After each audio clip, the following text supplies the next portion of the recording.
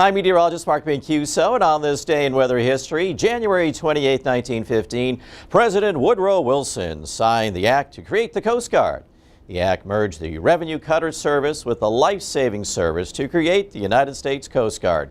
The Revenue Cutter Service was founded in 1790 by Alexander Hamilton, known then as the U.S. Revenue Marine. It was much like a modern-day volunteer fire department.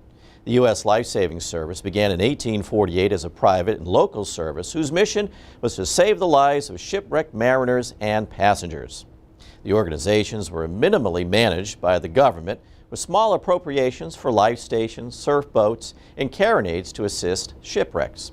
It wasn't until the 1870s when Congress authorized $200,000 for the US Treasury to operate the stations and allow full-time crews.